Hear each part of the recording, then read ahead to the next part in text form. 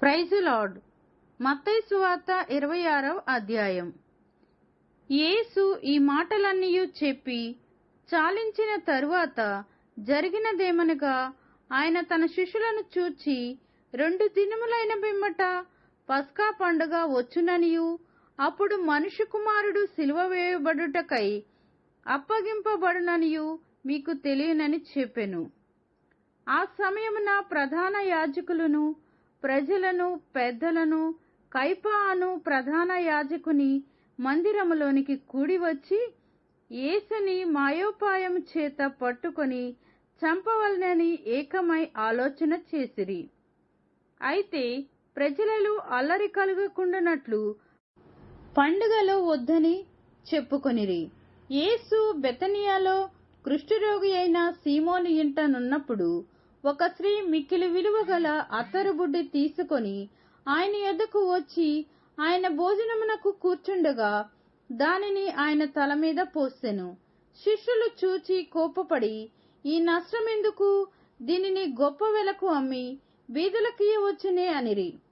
యేసు ఆ సంగతి తెలుసుకొని, ఈ స్త్రీ నా విషయమై ఒక మంచి కార్యము చేసెను. ఈమెను మీరేలా తొందర పెట్టుచున్నారు? బీదలెల్లప్పుడూ మీతో కూడా ఉన్నారు గాని నేనెల్లప్పుడూ మీతో కూడా ఉండను. ఈమె ఈ అత్తరు నా శరీరం మీద పోసి నా భూస్థాపన నిమిత్తము దీనిని చేసెను. సర్వలోకమందు ఈ సువార్త ఎక్కడ ప్రకటింపబడునో అక్కడ ఈమె చేసినదియు ఈమె జ్ఞాపకార్థముగా ప్రశంసింపబడునని మీతో నిశ్చయముగా చెప్పుచున్నానని వారితో అనెను. అప్పుడు 12 మందిలో నొకడు, ఇస్కరియోతు యూదా, ప్రధాన యాజకుల యొద్దకు వెళ్లి, నేనాయనను మీకప్పగించిన ఎడల నాకేమి ఇత్తురని వారిని అడిగెను. అందుకు వారు 30 వెండి నాణ్యములను తూచి వానికి ఇచ్చిరి. వాడప్పటి నుండి ఆయనను అప్పగించుటకు తగిన సమయం కనిపెట్టుచుండెను.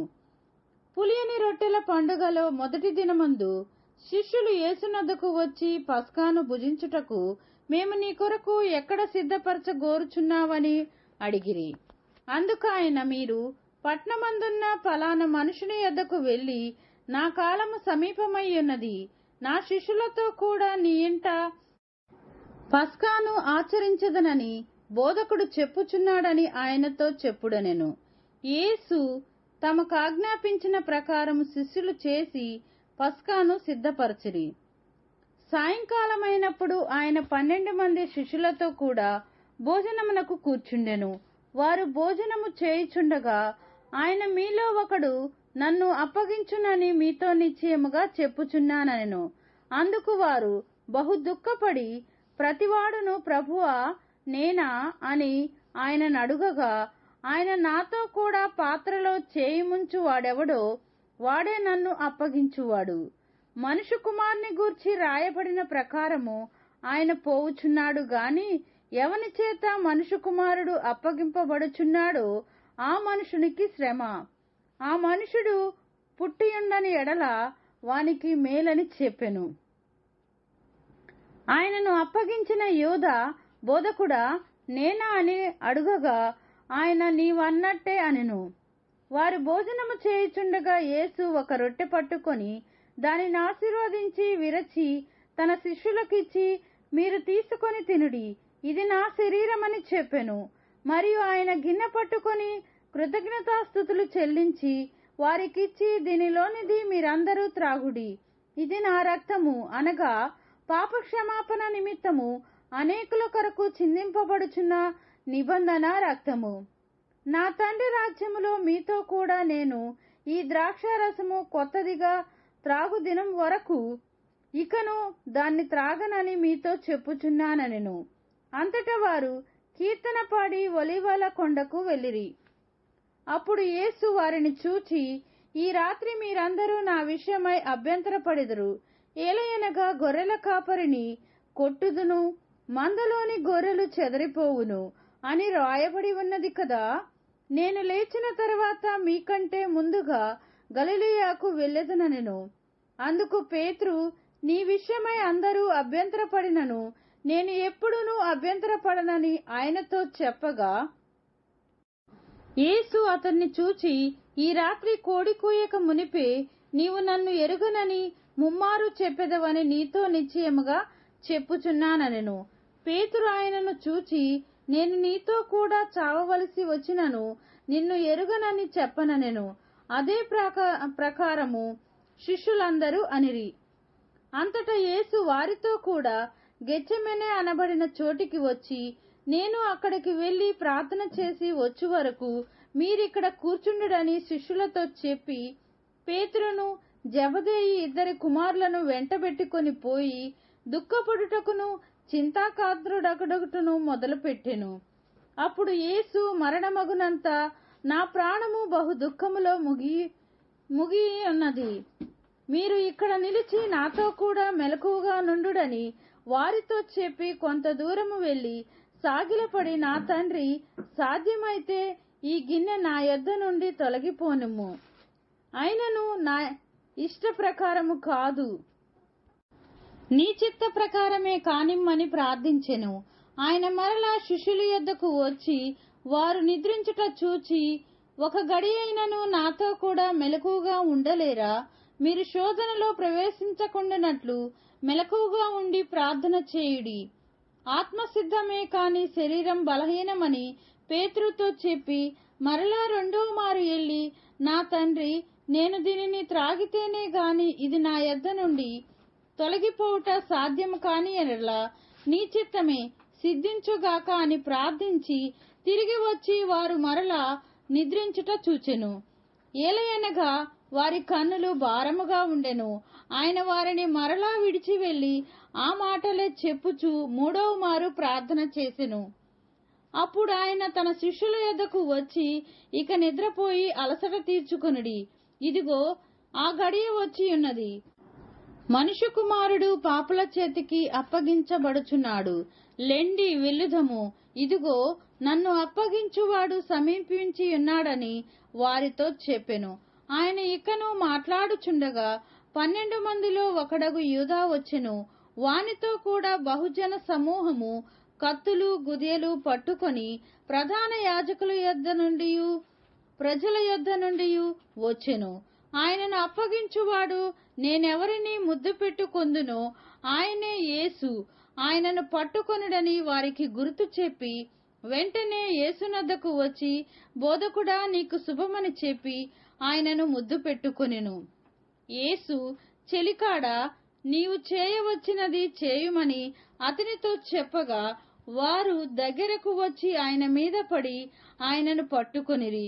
ఇదిగో, యేసుతో కూడా ఉన్నవారిలో ఒకడు చేయి చాచి కత్తి దూసి ప్రధాన యాజకుని దాసుని కొట్టి వాని చెవి తెగ నరికెను.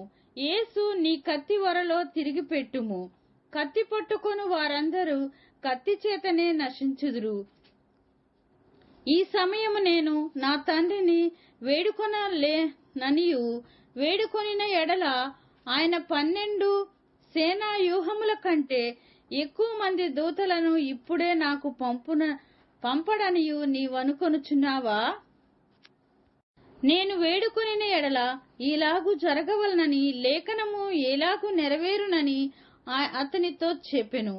ఆ గడియలోనే యేసు జనసమూహములను చూచి, బందిపోటు దొంగ మీదికి వచ్చినట్టు కత్తులతోనూ గుదియలతోనూ నన్ను పట్టుకొని వచ్చితిరా? నేను అనుదినము దేవాలయములో కూర్చుండి బోధించున్నప్పుడు మీరు నన్ను పట్టుకొనలేదు. అయితే ప్రవక్తల లేఖనములు నెరవేరునట్లు ఇదంతయు జరిగెనని చెప్పెను. అప్పుడు శిష్యులందరూ ఆయనను విడిచి పారిపోయిరి. యేసును పట్టుకొనిన వారు ప్రధాన యాజకుడైన కయప యొద్దకు ఆయనను తీసుకొని పోగా అక్కడ శాస్త్రులను పెద్దలను కూడియుండిరి. పేతురు ప్రధాన యాజకుని ఇంటి ముంగిట వరకు ఆయనను దూరము నుండి వెంబడించి లోపలికి పోయి దీని అంతమేమోనో చూడవలనని బంట్రోక్తులతో కూడా కూర్చుండెను. ప్రధాన యాజకులను మహాసభ వారందరూ యేసును చంపవలనని ఆయనకు విరోధముగా అబద్ధ సాక్ష్యము వెదకుచుండిరి. కాని అబద్ధ సాక్షులు అనేకులు వచ్చినను సాక్ష్యమేమియూ దొరకలేదు. తుదకు 2 మనుషులు, వీడు దేవాలయమును పడగొట్టి 3 దినములలో దానిని కట్టగలనని చెప్పెననిరి. ప్రధాన యాజకుడు లేచి, నీవు ఉత్తరమేమియు చెప్పవా? వీరు నీ మీద పలుకుచున్న సాక్ష్యమేమని అడుగగా యేసు ఊరకుండెను.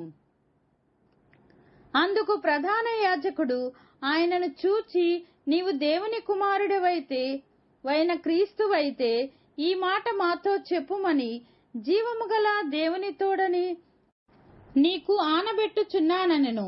అందుకు యేసు, నీవన్నట్టే ఇది మొదలుకొని మనుష్య కుమారుడు సర్వశక్తుని కుడిపార్శ్వమున కూర్చుండుటయు ఆకాశ మేఘారూఢుడై వచ్చుటయు మీరు చూతురని చెప్పగా, ప్రధాన యాజకుడు తన వస్త్రము చింపుకొని, వీడు దేవదూషణ చేసెను, మనకిక సాక్షులతో పని ఏమి?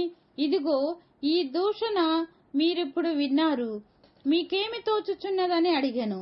అందుకు వారు, వీడు మరణమునకు పాత్రుడనిరి. అప్పుడు వారు ఆయన ముఖం మీద ఉమ్మివేసి ఆయనను గుద్దిరి. కొందరు ఆయనను అరచేతులతో కొట్టి, క్రీస్తు నిన్ను కొట్టినవాడెవడో ప్రవచించుమనిరి. పేతురు వెలుపట ముంగిట కూర్చుండియుండగా ఒక చిన్నది అతని యొద్దకు వచ్చి, నీవును గలిలయుడగు యేసుతో కూడా ఉంటివి కదా అనెను. అందుకతడు, నేనుండలేదు, నీవు చెప్పినది నాకు తెలియదని అందరి ఎదుట అనెను. అతడు నడవలోనికి వెళ్ళిన తరువాత మరి ఒక చిన్నది అతనిని చూచి, వీడును నజరేయుడగు యేసుతో కూడా ఉండెనని అక్కడ వారితో చెప్పగా, అతడు ఒట్టు పెట్టుకొని, నేనుండలేదు, ఆ మనుషుని నేనెరుగనని మరలా చెప్పెను. కొంతసేపైన తరువాత అక్కడ నిలుచున్న వారు పేతురునొద్దకు వచ్చి, నిజమే, నీవును వారిలో ఒకడివే, నీ పలుకు నిన్ను గూర్చి సాక్ష్యమిచ్చుచున్నదని అతనితో చెప్పిరి. అందుకతడు ఆ మనుషుని నేనెరుగనని చెప్పి శపించుకొనుటకును ఒట్టు పెట్టుకొనుటకును మొదలుపెట్టెను. వెంటనే కోడి కూసెను. కనుక కోడి కూయక మునుపు నీవు నన్నెరుగనని ముమ్మారు చెప్పెదవని యేసు తనతో అనిన మాట పేతురు జ్ఞాపకము తెచ్చుకొని వెలుపలకు పోయి సంతాపపడి ఏడ్చెను. దేవుడు తన వాక్యమును దీవించునుగాక. ఆమేన్.